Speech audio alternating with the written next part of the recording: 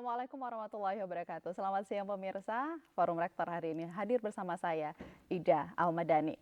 Ya, pemirsa, perguruan tinggi memiliki peran yang sangat strategis dalam meningkatkan kualitas sumber daya manusia, mengembangkan inovasi, dan meningkatkan kemitraan dengan industri dan pemerintah daerah.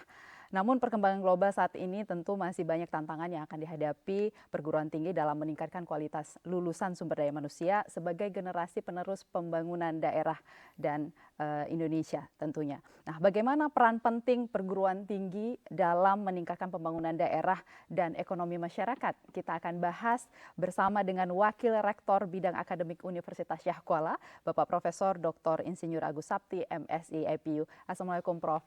Waalaikumsalam warahmatullahi wabarakatuh. Terima kasih telah hadir di Forum Rektor hari ini, Prof. Ya, Kabarnya baik ya, Prof? Ya, alhamdulillah. Alhamdulillah. Baik, Prof, ini kita bicara soal peran perguruan tinggi dalam pembangunan daerah dan ekonomi masyarakat. Kalau kita melihat dengan kondisi sekarang ya, ekonomi yang ya bisa dibilang kita memasuki masa ekonomi yang sangat sulit saat ini. Tentu peran dari universitas di sini sangat besar begitu. Nah, bagaimana sih sebenarnya Prof di sini khususnya di sini Universitas Syahkuala begitu ya untuk meningkatkan pembangunan daerah dan juga ekonomi masyarakat.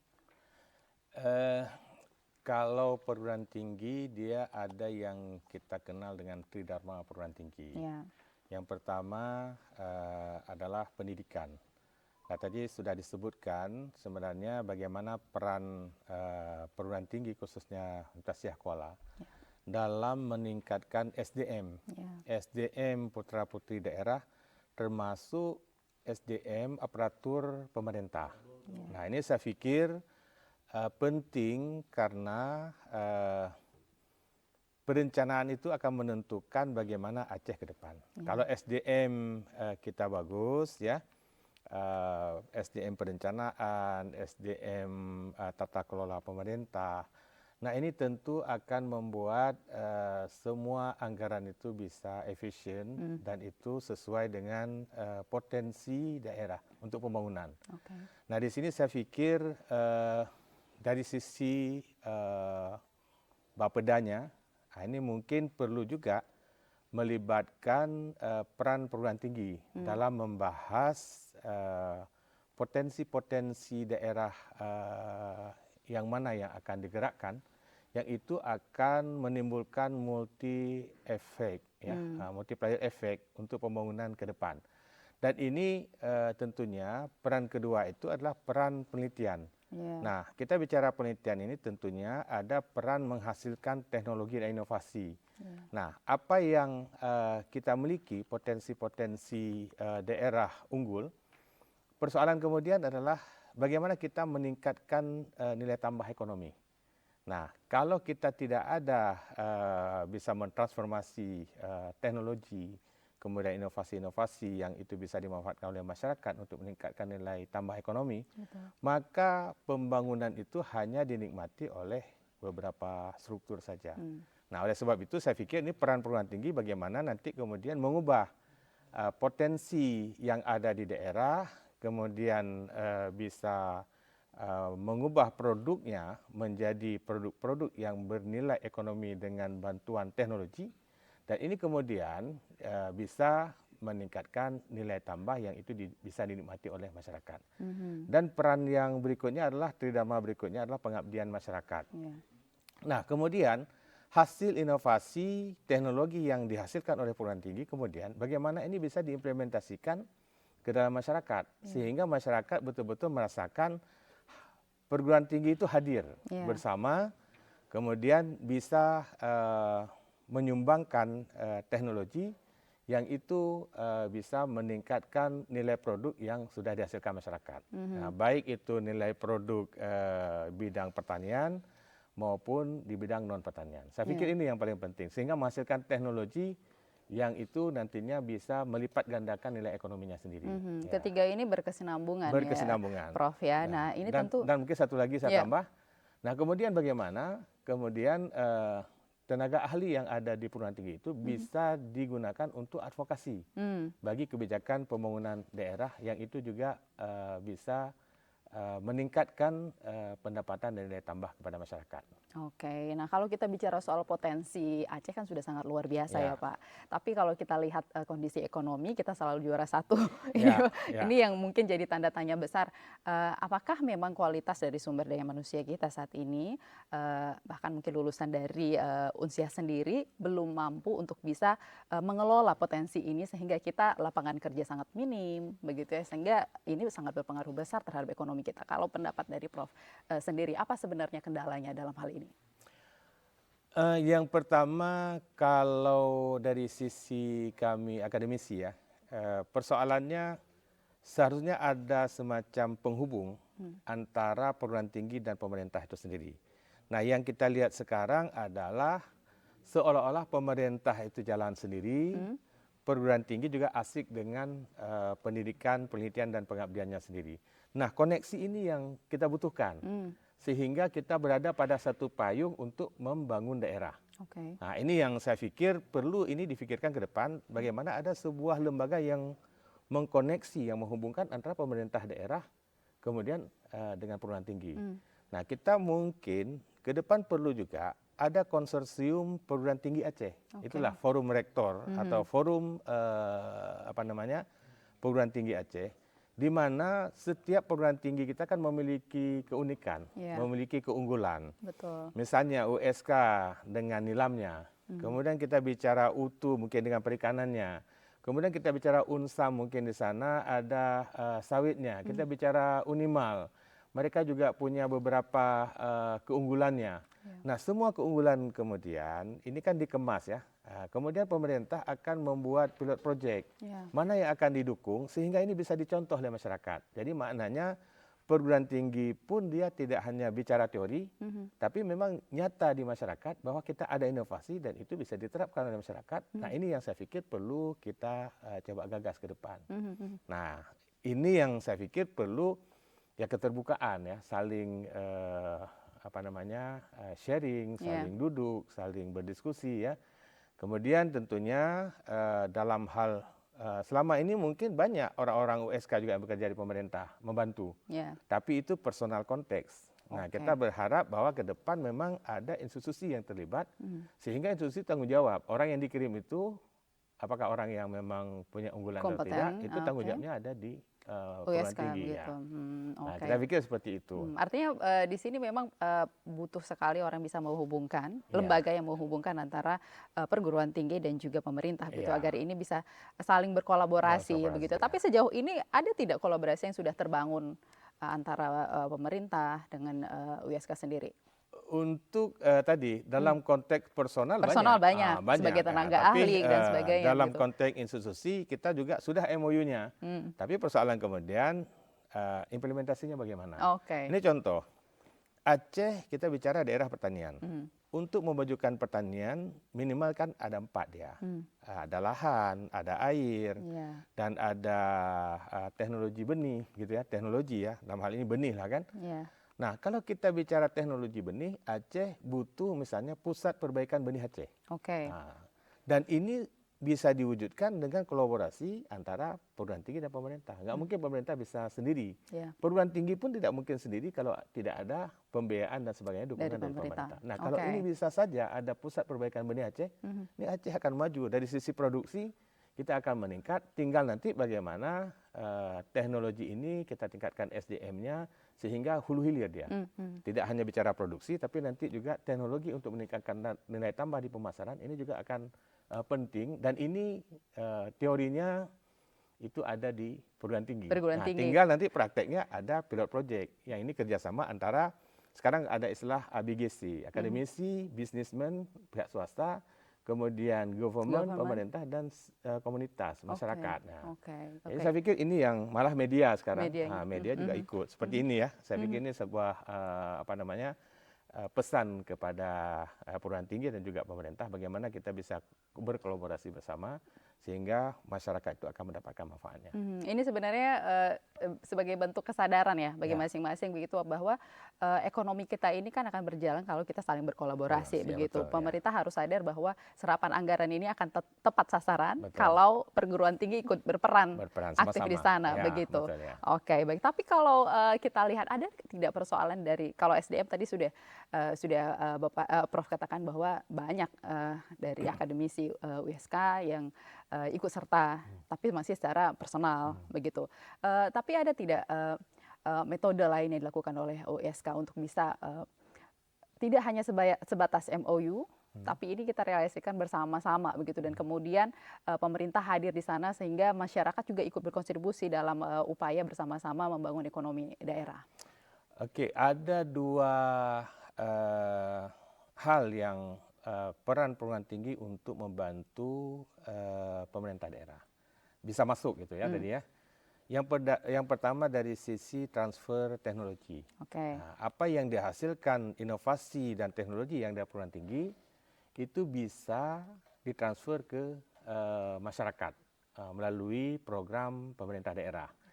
Kita tidak bisa menjadi eksekutor. Kita tidak bisa melaksanakan apa yang harus dilakukan oleh pemerintah daerah. Tapi kita di situ bisa mentransfer teknologi-teknologi yang kita miliki. Tentunya lewat tadi operasional dinas dan sebagainya. Dan ini harus dipelopori oleh Bapeda. Okay. Bapeda dalam konteks ini ya Pak Gubernur lah, Pak Gubernur, Bapeda, Wakil Gubernur gitu ya. Yang kedua, perguruan tinggi bisa melakukan pendampingan. Nah, itu yang bisa dilakukan dengan kerjasama tadi. Nah, sekarang kita punya alumni, punya sarjana baru. Nah, mari sarjana baru itu kemudian kita beri peran supaya mereka bisa sebagai pendamping dalam mentransfer teknologi ke masyarakat. Okay. Nah, dulu kita pernah ada namanya sarjana penggerak pembangunan pedesaan. Yeah. Nah, saya pikir ini menjadi penting. Ya, mungkin namanya tidak harus sama gitu ya. Tapi perannya memang bagaimana sekarang anak-anak yang baru tamat ya gitu ya. Kemudian mereka punya semangat dalam mendedikasikan dirinya kepada masyarakat. Ini harus kita ciptakan momen, ada sebuah payung yang memungkinkan mereka itu bisa berkontribusi untuk mendampingi masyarakat dalam hal transfer teknologi. Nah, inilah yang akan merubah nanti nilai tambah ekonomi melalui produk-produk yang mereka hasilkan. Dan membuka lapangan kerja tentunya di sana. Ya. Contohnya di LAM yang sekarang kita di USK ya. Nah, Nilam itu dulu kan harganya 300.000, 250, masuk kita USK, kemudian ada koperasi Innovac namanya, itu beli minimal dia standarnya 600.000. Yeah. Nah, sekarang dengan kita tanggung di pasar itu 600.000, harganya menjadi stabil. Okay. Nah, dan masyarakat tinggal kita bina nanti bahwa memang setiap produk yang mereka hasilkan itu pasarnya itu terjamin. Nah, ini yang harus sama-sama kita benahi. Sekarang kita mengendorse masyarakat untuk berproduksi. Tapi begitu nanti produksi harganya anjlok.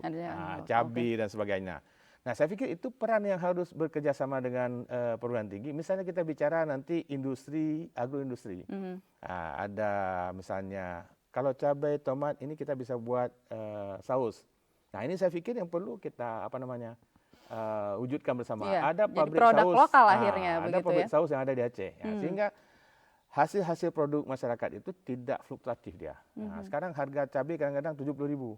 Begitu panen 2 minggu yang lalu, yang ke depan sudah 40.000. Nah, turun lagi 20.000. Jadi ini yang membuat petani tidak stabil ya, petani kita akhirnya jerah dan tidak pernah bisa sejahtera gitu. Nah, ini. Artinya apakah memang pemerintah di sini tidak melirik ini? Kalau kita melihat tadi Nilam sudah ada keberhasilan dilakukan oleh WSK, tapi ada tidak daya tarik yang akhirnya melirik pemerintah saat ini untuk bisa ikut serta dalam mengembangkan ini, Pak? Saya pikir inilah yang tadi saya katakan harus ada lembaga yang sama-sama ini tadi yang tetap yang harus bisa menghubungkan gitu ya. Nah, sehingga apa yang dipikir oleh pemerintah dan perguruan tinggi itu ada payung. Berada di satu payung dan kita bisa bergerak bersama. Oke. Mengenai SDM kita nih Pak, lulusan, karena tadi ini ada sempat Prof sebutkan bahwa alumni sebenarnya punya potensi yang baik begitu untuk bisa membantu pemerintah begitu. Tapi ya karena tidak ada kesempatannya, karena tidak ada kolaborasi tadi sehingga mereka akhirnya tidak punya pekerjaan dan Ya. sebagainya begitu ya. Kalau kita melihat beberapa waktu yang lalu Unsia juga kan USK di sini punya prestasi yang sangat luar biasa. Kita ikut The Impact Ranking kalau nggak salah peringkat 66 dunia ya Pak ya. Ini kan sebenarnya jadi satu hal yang sangat luar biasa begitu yang diberikan oleh USK bahwa kita punya potensi yang luar biasa anak-anak generasi Aceh begitu. Apa sih sebenarnya yang bisa Prof sampaikan di sini bahwa lulusan kita adalah sangat punya potensi yang sangat luar biasa untuk mengisi kesempatan-kesempatan ini begitu. Iya, mungkin yang menarik ya ketika saya pernah jadi narasumber di Universitas Samudra. Bahwa di situ kan transformasi pertanian menuju pembangunan berkelanjutan, perlindungan pangan berkelanjutan. Terus ada mahasiswa satu bertanya gitu ya, kami ingin berkontribusi membantu masyarakat, tapi kami untuk bisa membantu masyarakat kami belajar di mana? Nah, inilah saya pikir tantangan kita perguruan tinggi juga harus menyediakan wadah yang memungkinkan alumni-alumni baru itu belajar dan kemudian mereka bisa terjun ke masyarakat. Dan ini bisa dilakukan apabila tadi ada kolaborasi kita dengan pemerintah, ada proyek-proyek yang itu bisa kita ambil sebagai contoh gitu ya. Misalnya, kita bicara ada desa binaan, ada pasantren, ternak pasantren. Nah, kalau ini bisa kita buat sebagai contoh di mana ekonomi masyarakat melalui pasantren itu meningkat, dan ini sangat baik. Disitulah transfer teknologi itu mulai. Mulai dari breedingnya bagaimana, kemudian pakan untuk pengemukannya bagaimana, dan di situ masyarakat bisa belajar. Nah, kemudian nanti pasarnya dalam kapasitas yang besar, itu siapa yang akan menjadi pasar? Nah, ini yang saya pikir yang pemerintah itu bersama perguruan tinggi, kita pikir sama-sama. Nah, misalnya mencari pasar yang itu, apakah teknologi produknya itu bisa didiversifikasi. Kita tidak menjual ekor yang utuh lembunya, tapi daging kaleng misalnya. Nah, itulah yang saya pikir, ikan juga sama. Kita coba lihat ikan sekarang. Begitu nanti panen besar, jerbok namanya kalau bahasa Aceh, itu melimpah harganya hanya 20.000 atau 10.000. Nah, bagaimana ini kemudian bisa dibuat industri perikanan kaleng. Nah, dikalengkan, kemudian ini bisa diekspor dan sebagainya. Ini saya pikir teknologi-teknologi yang harus kita bangun ke depan bersama dengan pemerintah dan juga swasta. Nah, kita tidak boleh meninggalkan swasta karena mereka lah yang memang pelaku utama yang di sana nanti begitu. Praktisinya ya. Artinya memang inovasi itu sudah bisa sebenarnya kita realisasikan begitu. Tinggal tadi kolaborasi tadi yang penting karena kita butuh investor ya Pak untuk bisa membangun itu begitu. Dan ini saya pikir yang bisa lakukan itu tentunya pemerintah ya, yang menjamin yang pertama dari sisi keluasan investasi, memberi keterbukaan, kemudian bagaimana sarana publik itu mendukung untuk swasta berinvestasi dan sebagainya, sehingga mereka nyaman untuk investasi di Aceh. Ini juga masih satu persoalan ya Pak yang dihadapi oleh Aceh sekarang. Artinya pemerintah di sini perlu banyak belajar juga ke USK begitu untuk saling bersama melakukan riset apa sih sebenarnya yang diperlukan oleh Aceh untuk bisa mengundang investor dan kemudian membuka lapangan kerja untuk anak-anak yang sekarang menempuh pendidikan dan menjadi lulusan terbaik nanti USK begitu. Nah, kalau kita melihat dari segi lulusan ini sendiri Pak ya, lapangan kerja yang terbatas ini kan jadi satu masalah juga begitu. Apakah kemudian lulusan yang sekarang ini mampu untuk bisa hidup lebih mandiri tanpa harus mengharapkan apa yang disediakan oleh pemerintah daerah khususnya begitu? Ini seperti apa Pak? Saya pikir arah ke depan harus seperti itu. Harus seperti itu. Saya malah sering memberi semboyan ya, tidak penting berpendapatan tetap, yang penting tetap berpendapatan. Maknanya kalau berpendapatan tetap itu kan pegawai negeri. Nah, tidak penting menjadi pegawai negeri, tapi jadilah pengusaha, tetap berpendapatan. Nah, ini kreasi yang sebenarnya kita endorse terus ya, bahwa kita kan salah satu visi kita adalah entrepreneurship. Ya, jadi maknanya memang tamatan-tamatan kita ke depan itu harus memiliki jiwa kewirausahaan. Nah, ini yang saya pikir maka perlu untuk bisa seperti itu kan dia perlu praktek. Maknanya di Aceh sendiri juga harus banyak lahirnya wirausaha. Industrinya tidak ada bagaimana mau melakukan inovasi dan praktek dan sebagainya begitu itu ya yang Pak. saya pikir mari sama-sama duduk. Misalnya kita bicara apa potensi yang paling besar kita? Nilam. Jangan kita nanti ekspornya bahan baku. Tapi mungkin nilam yang sudah mulai proses ya, minimal bahan setengah.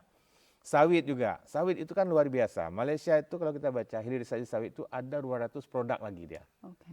Sekarang kita semua sawit, tapi kan kita hanya menjual bahan saja baku. begitu. Ya, Tidak ini yang nilai mengolahnya. tambahnya tidak dinikmati oleh petani kita.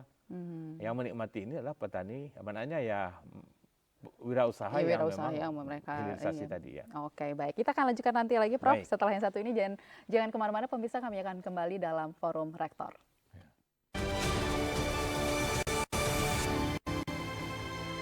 Kami kembali dalam Forum Rektor. Baik, Prof, tadi kalau bicara soal lulusan sudah sangat mumpuni, tapi industrinya tidak ada hingga akhirnya dituntut untuk bisa lebih mandiri begitu, dan itu juga menjadi goals-nya USK, menjadikan lulusan yang memang lulusan yang siap mandiri begitu. Tapi Prof, kalau kita bicara soal reputasi dan kualitas akademik yang USK miliki kan sudah sangat luar biasa dan diakui saat ini tidak hanya di tingkat nasional bahkan dunia begitu ya. Nah, apa kemudian upaya yang bisa dilakukan oleh USK sendiri terhadap lulusan-lulusan yang memberikan inovasi yang luar biasa, kemudian prestasi yang luar biasa ini agar nantinya bisa berperan aktif untuk bisa hadir di Aceh, kita membangun sama-sama nih ekonomi Aceh untuk terus meningkat. Memang kita tadi ya, seharusnya kita ada wadah tadi.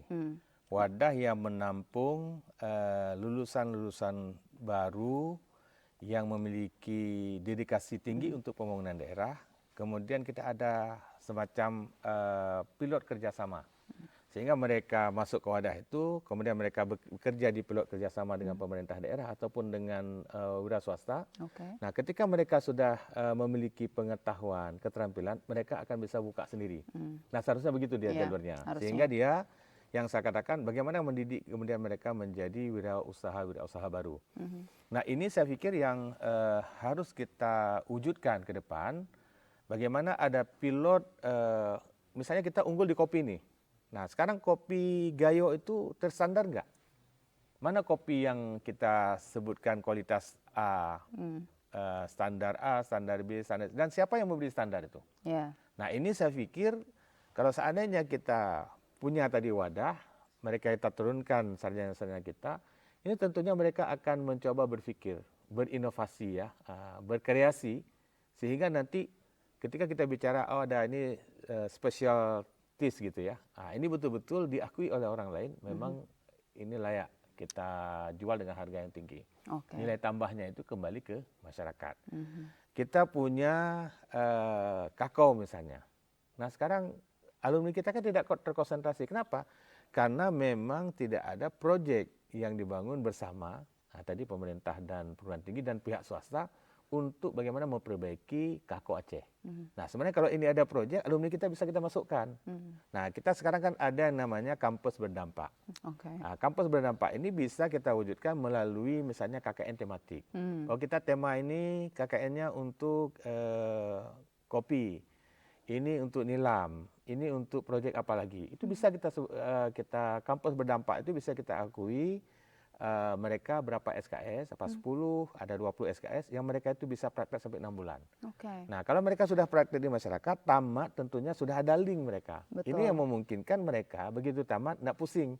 Saya ini mau masuk tes saya harus ngapain begitu ya setelah lulus. Dan itu yang harus memang kita endorse ke depan adalah sarjana baru itu bukan pencari kerja baru, tapi mereka harus menjadi pencipta lapangan kerja baru. Bagaimana mereka mencipta lapangan kerja baru? Tentu mereka harus ada praktek-praktek sebelum mereka terjun ke sana. Nah, ini kita perlu kolaborasi bersama. Dan ini pemerintah juga harus mengendorse banyak proyek-proyek yang sifatnya itu pilot project, yang itu tempat pembelajaran bagi sarjana-sarjana baru.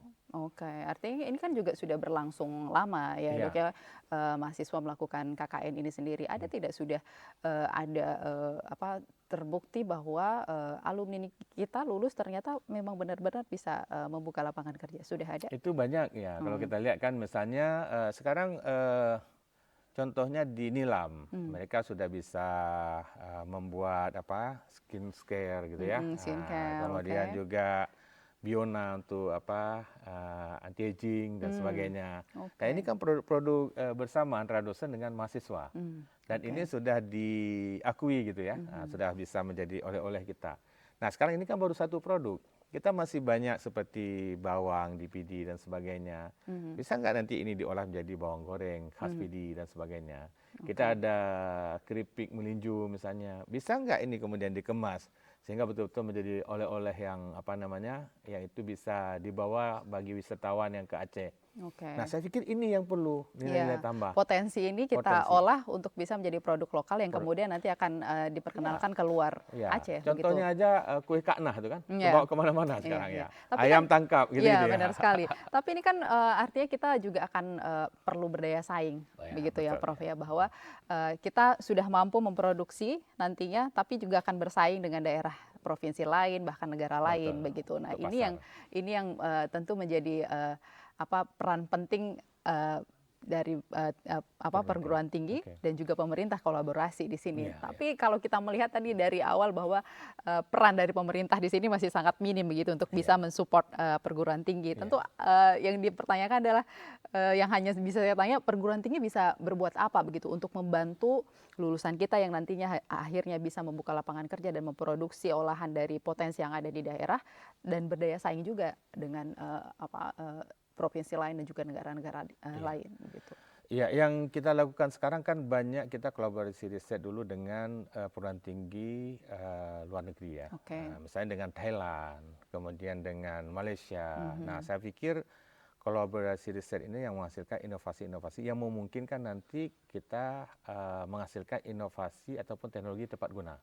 Nah, masing-masing kita bawa ke daerah. Nah, seperti tadi ya, baik itu nilam atau apapun namanya di bidang pertanian, perikanan. Nah, ini yang nantinya bisa kita implementasikan di masyarakat. Kalau itu ada pilot project. Nah, inilah yang saya sebutkan tadi, harus ada wadah yang bisa mengkonek ini ya antara Pemda dan pemerintah, melihat ini satu titik, ini kita harus besarkan. Nilam harus kita besarkan. Perikanan Aceh harus kita besarkan. Lembaga inilah kemudian yang memayungi keduanya.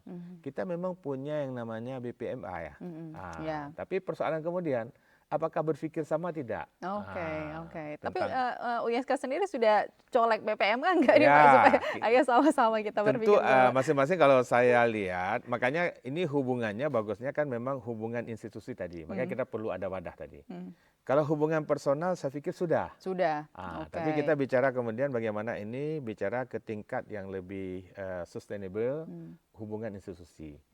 Kemudian ini diperkuat dengan peraturan daerah, dengan kanun gitu ya. Dan saya dengar memang dari Pak Wagub kemarin, kalau jadi kita ditambah dana yang diperjuangkan dari pemerintah lah Pak Gub ya. Saya dengar akan diarahkan untuk bagaimana kita kemudian membantu perguruan tinggi. Dan ini saya pikir dari pemerintah daerah sudah ada keinginan. Nah, kemudian bagaimana ini supaya tepat guna.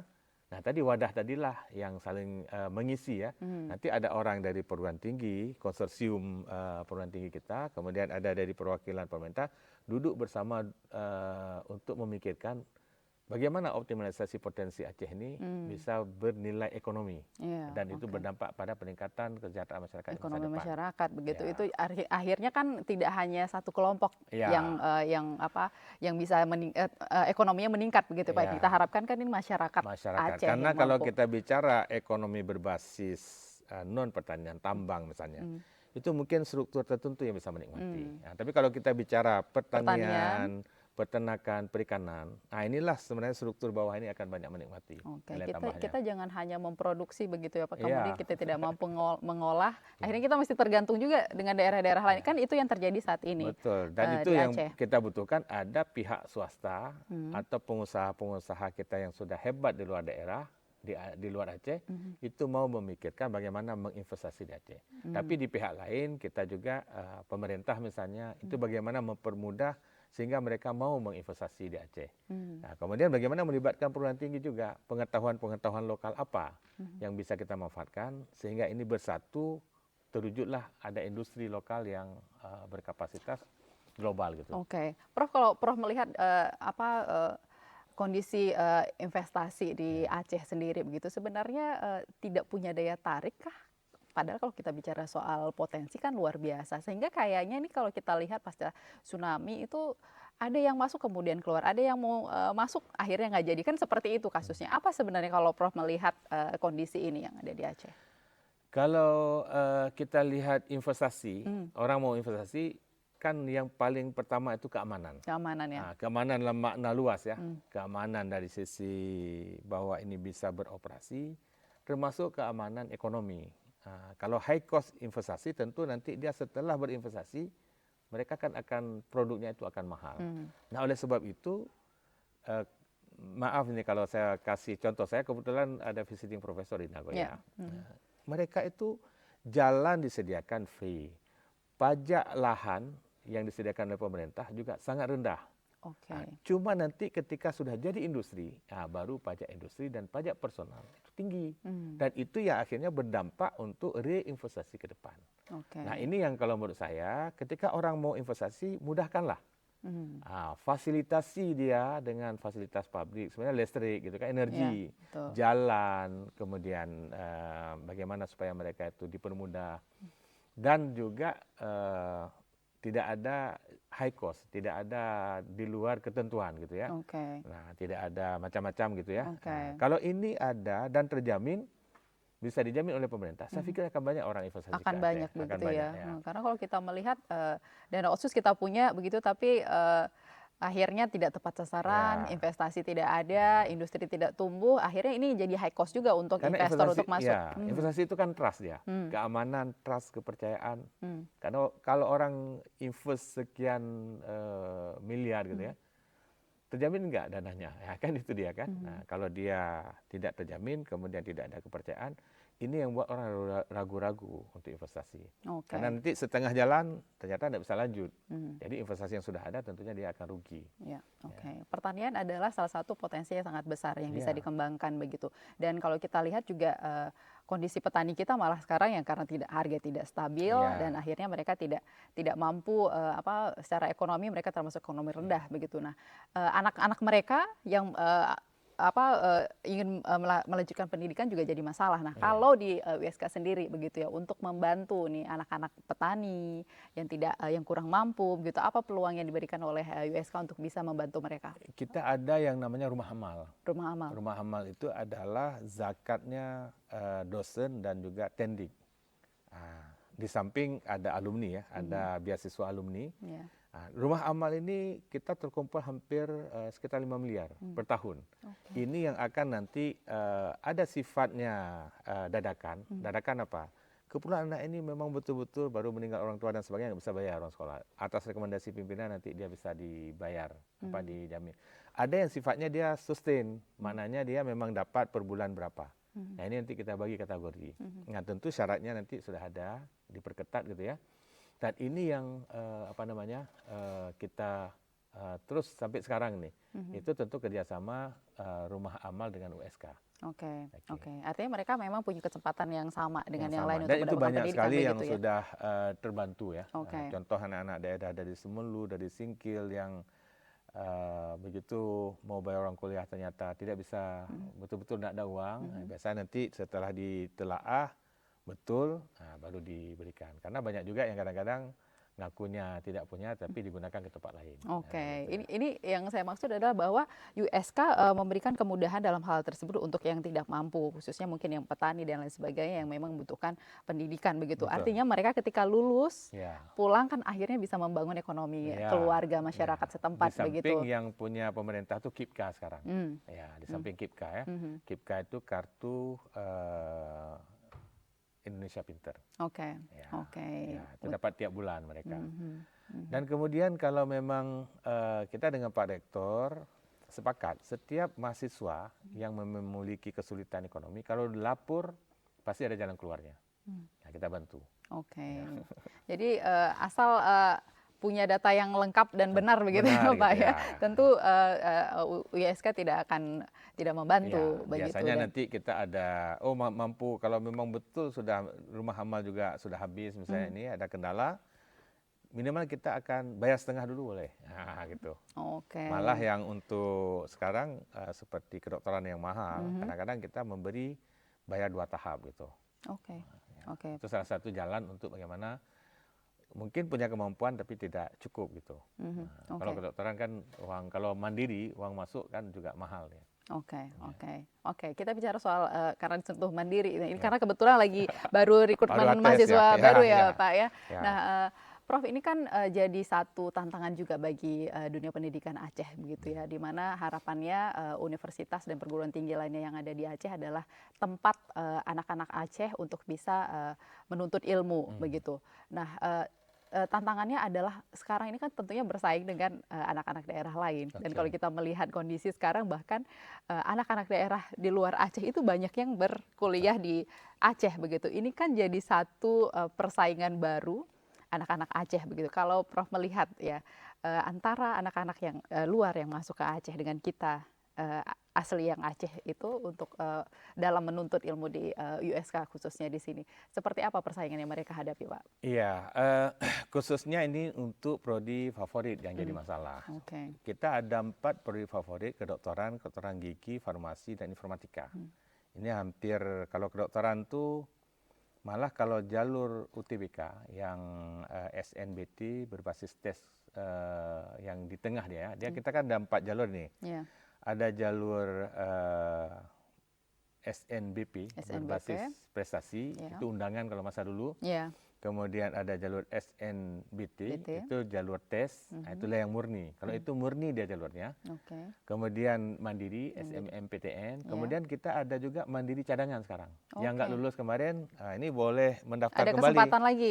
Dan kita baru buka prodi perminyakan nih, baru semester ini, khusus ya. Baru.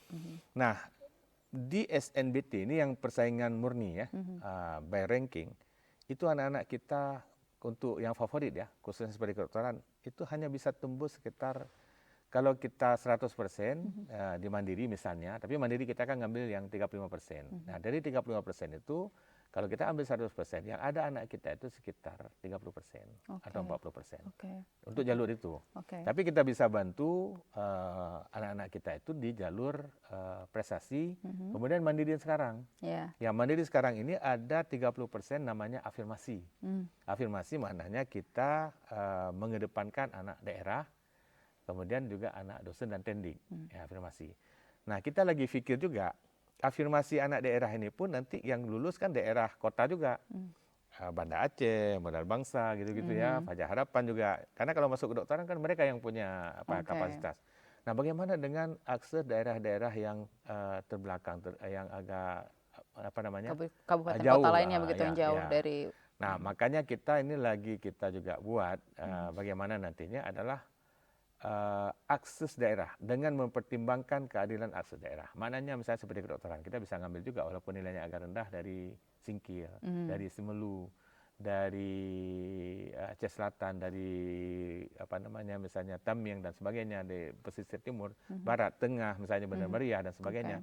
Ini bisa kita ambil dengan kita sudah menyusun perpres seperti itu. Jadi kalau ini tidak kita, karena ini harus payung ini kan peraturan rektor ya. Nah, kalau enggak nanti juga akan muncul, kita daerah, tapi daerah juga daerah perkotaan. Nah, gitu ya. Sampai ke sana kita pikir ya. Dan kemarin kita bicara bagaimana pemerintah daerah juga, kalau ini kan kasusnya kecil yang bisa kita bantu gitu ya. Bagaimana pemerintah daerah itu memikirkan setiap kabupaten sekarang harus ada sekolah unggul yang setara dengan Fajar Harapan dan Modal Bangsa. Sehingga itu yang disuplai oleh pemerintah daerah, mulai dari gurunya terbaik, fasilitasnya terbaik, sehingga nanti dari daerah pun bisa tembus, dia bukan hanya ke USK, tapi ke ITB, ke UI, itu bisa kita harus difikirkan bersama. Di samping rumah sakit regional yang sudah mulai berjalan gitu ya. Saya pikir sekolah-sekolah unggul regional itu harus rayon namanya, harus difikirkan betul, sehingga nanti anak-anak hebat, misalnya bagian tengah, tidak perlu harus ke Modal Bangsa, tapi di sana mereka juga bisa tembus ke UI dan ITB.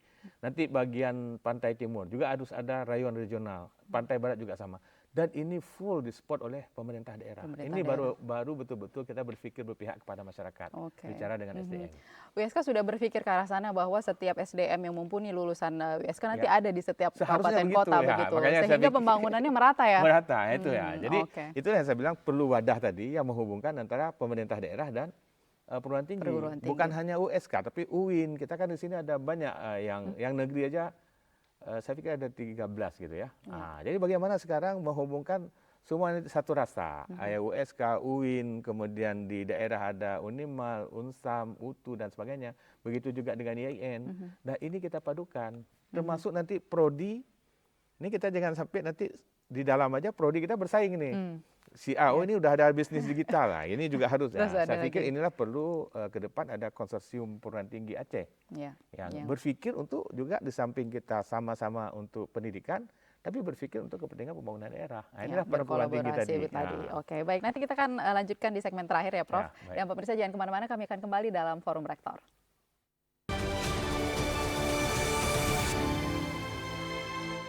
Ya, pemirsa, terima kasih Anda masih bersama kami dalam Forum Rektor. Prof, udah 2 segmen kita bicara banyak sekali yang bisa dilakukan oleh WSK untuk bisa membantu atau mensupport pembangunan daerah dan juga meningkatkan ekonomi masyarakat begitu. Nah, kemudian apa sebenarnya rekomendasi kebijakan yang bisa dilakukan pemerintah untuk meningkatkan peran di WSK khususnya untuk lebih bisa berkontribusi besar dalam proses pembangunan daerah dan ekonomi masyarakat kita, Prof? Yang pertama tentu untuk tadi ya bicara pendidikan tentu harus ada beasiswa. Itu yang pertama, kita memastikan ada komitmen dari pemerintah daerah untuk membangun SDM melalui pemberian beasiswa daerah. Nah, dulu kita ini kan ada KIPK nasional.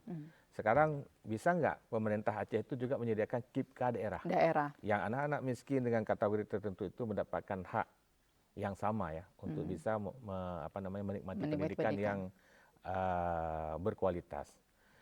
Yang kedua, kalau kita bicara peran tadi Tridharma Perguruan Tinggi, itu bagaimana pemerintah kemudian itu menyediakan dana-dana riset yang riset itu memang dibutuhkan oleh daerah.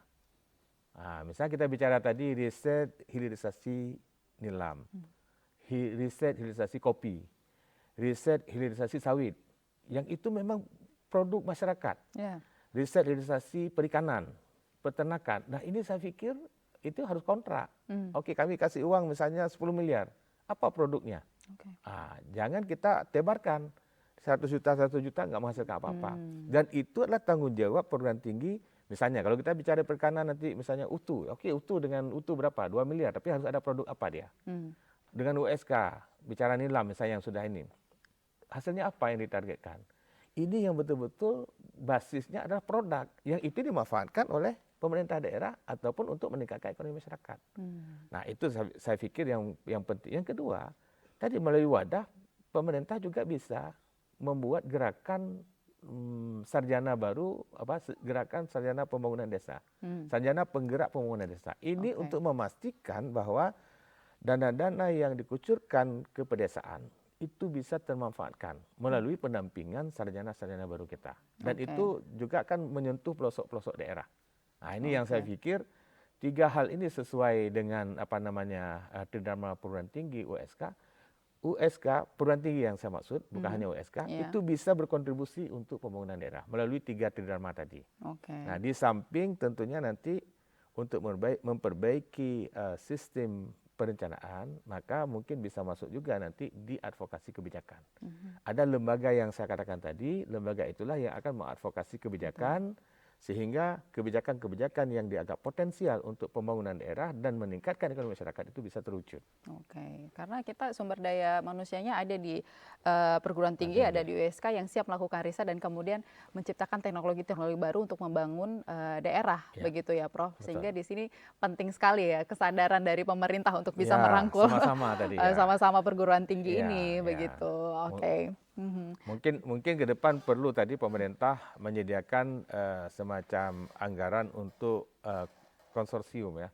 Konsorsium perguruan tinggi Aceh yang itu tidak menimbulkan kecemburuan. Maksudnya tidak hanya USK. Karena Aceh ini banyak perguruan tinggi, baik negeri maupun swasta. Nah, mari kita sama-sama dalam sebuah wadah tadi, Oke. wadah konsorsium. Oke. Siapa melakukan apa nanti tergantung potensi dan kemampuan masing-masing perguruan tinggi untuk berkontribusi kepada pembangunan daerah. Karena setiap seperti Prof katakan tadi, setiap perguruan tinggi punya Punya keunikan. keunikan masing-masing begitu, Iya. potensi yang masing-masing juga begitu, dan Iya. perlu komitmen pemerintah begitu Iya. ya untuk bisa membangun ini. Perguruan tinggi punya concern untuk mau membangun pembangunan daerah dan ekonomi masyarakat. Iya. Tinggal di sini pemerintah mau tidak. Mau tidak, kemudian nanti menentukan produk apa yang diinginkan dari dana yang dikucurkan. Dan itu sebenarnya kan perguruan tinggi punya riset begitu. Punya Apa riset, sebenarnya? ya. Dan bisa yang gabung karena kita seperti USK sekarang kita punya hampir 40 miliar dana riset.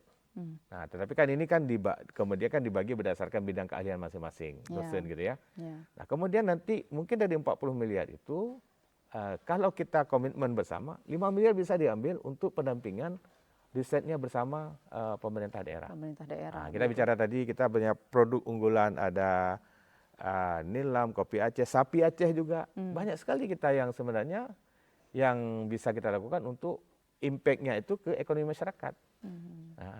Tinggal kemauan pemerintah ini Ya, tadi ya Prof ya. yang penting kejujuran tadi, trust ya, bahwa itu bukan hanya kita bicara project ya, tapi bagaimana kemudian betul-betul masing-masing pihak itu bicara bagaimana kemudian ini berdampak kepada kemajuan daerah, kemudian juga kepada ekonomi masyarakat. Karena ini bukan bicara soal kepentingan pribadi, tapi kepentingan Aceh begitu Aceh, ya, sama-sama. ya, Karena perguruan tinggi di sini punya potensi yang sangat luar biasa begitu ya Prof ya. Apalagi potensi ini ada keterbatasan begitu ya. Betul, ya. Jadi butuh support dari pemerintah. Betul. Karena logikanya memang kita punya segalanya, sumber daya, dan kita juga orang Aceh sebenarnya kan pinter-pinter. Buktinya tidak ada orang, jarang ya yang saya dengar kawan-kawan yang kuliah ke luar negeri, kuliah di luar Aceh itu tidak mendapatkan pengakuan ijazah gitu ya. Pulang semua berhasil kita. Maknanya kita kan punya kemampuan dari sisi SDM-nya. Nah, kemudian bagaimana ini ditingkatkan, peluang kemudian untuk kesempatan untuk bisa bersama berkontribusi begitu yang perlu. Ya, ini yang harus kita pikirkan. Dan Aceh kita juga memiliki segalanya kan, tambang ada, pertanian hebat gitu ya, perikanan hebat. Berarti kalau ini tidak bisa mensejahterakan masyarakat, perlu kita duduk kembali merenung apa yang salah. Dan kemudian bagaimana memperbaiki. Saya pikir yang paling penting bagaimana kita memperbaiki sehingga masing-masing kita ini bisa berkontribusi baik ya untuk pembangunan daerah. Nah, tadi ada pihak pemerintah, swasta juga. Saya pikir swasta juga paling penting yang selama ini mereka bergerak seolah tidak diajak, ya gitulah ya. Nah, kemudian juga perguruan tinggi ya, dan masyarakatnya sendiri mungkin lewat pelatihan ini bisa meningkatkan pengetahuan mereka untuk bagaimana kemudian melaksanakan usaha secara optimal. Sangat disayangkan kalau potensi ini tidak bisa kita kelola bersama. Betul. Dan kemudian dikelola oleh orang lain dan dinikmati oleh orang lain juga, betul, begitu ya Prof ya. Betul, ini yang menjadi tantangan besar Aceh saat ini begitu. Apalagi ntar lagi dana doka habis, tambah lagi masalahnya nantinya kan Prof ya dengan kondisi ekonomi kita saat ini. Dan Prof yang mungkin sebagai ini juga Prof, kalau sekarang kan USK ini sudah BLU ya Prof ya. Sekarang kita PTNBH di atas BLU. Oh, di atas BLU. Jadi kalau gitu. kita lihat status dia Satker BLU, kemudian PTNBH. Ini kan artinya perlu usaha untuk bisa meningkatkan kerjasama juga dengan berbagai industri dan juga kalau sejauh ini untuk memenuhi standar ini seperti apa yang dilakukan oleh USK sendiri, Prof? Ya, kita memang punya perusahaan perusahaan kerjasama ya, namanya perusahaan USK tapi kerjasama dia dengan USK. Tapi tentunya ini tidak mudah. Istilahnya kita juga membutuhkan yang betul-betul kalau perusahaan itu kan memang mereka praktisi. Nah, kita sebagian besar ini kan dosen. Banyak pendapat, katanya kurang pendapatan, gitulah kira-kira. Iya, banyak pendapat tapi kurang pendapat. Ya, oleh sebab itu bagaimana kemudian ini bisa diwujudkan, nah maka perlu juga nanti kita mendorong kerjasama dengan pihak swasta. Misalnya kita bicara bagaimana income generating USK ini bisa meningkat, ini kerjasama dengan swasta untuk memanfaatkan aset-aset yang ada. Kita punya asrama, Nah, bagaimana asrama ini kemudian itu bisa mendatangkan juga income generating. Kita punya fasilitas gedung seperti AAC ya. Nah, ini juga bagaimana ini bisa masuk. Kita punya lahan aset, ada yang baru 1.500, kemudian di Lamno ada 700.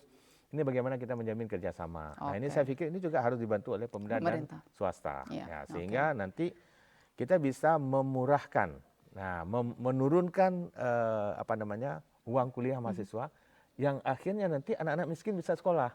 Nah, sekarang kan misalnya kelihatan ini hampir semua isu USK ini mahal. Kenapa mahal? Karena kalau kita bicara mutu pasti komitmennya kan konsekuensinya kan di pembelanjaan keuangan ya. Nah, akhirnya dampaknya apa? Ya tentu uang kuliah lebih mahal dibandingkan perguruan tinggi lain yang ada di Aceh karena kita memang komitmennya di mutu. Dan ini juga kalau memang jadi satu masalah, perhatian pemerintah juga penting di sini. Iya, oleh sebab itu saya pikir income generating USK meningkat, yang di luar ini ya, di luar uang kuliah, tentu misalnya kita bicara UI aja, dia bisa lebih rendah uang kuliahnya. Kenapa? Karena income generating di luar UKTB ini sudah tinggi. Mereka sudah punya supermarket, sudah punya rumah sakit, sudah punya hotel. Nah, ini kan bisa membantu untuk meringankan uang kuliah lagi. Nah, pemerintah juga harus membantu USK untuk itu. Intinya di sini adalah kehadiran pemerintah sangat dinantikan, begitu ya Prof ya. Bersama lah, timbal balik tadi kan. Baik. Baik Prof, terima kasih atas waktunya di Forum Rektor. Banyak sekali insight yang kita dapatkan di sini untuk bisa meningkatkan pembangunan daerah dan juga ekonomi masyarakat kita hari ini. Dan pemirsa, demikian juga perbincangan kita bahwa perguruan tinggi memiliki peran yang sangat strategis. Tinggal bagaimana kita berkolaborasi antara pemerintah, perguruan tinggi dan juga masyarakat dan swasta di sini untuk bisa membangun daerah, khususnya Provinsi Aceh menjadi daerah yang lebih baik lagi, maju, makmur, dan sejahtera. Akhirnya saya Ida Almadani, sampai jumpa. Wassalamualaikum warahmatullahi wabarakatuh. Waalaikumsalam warahmatullahi wabarakatuh.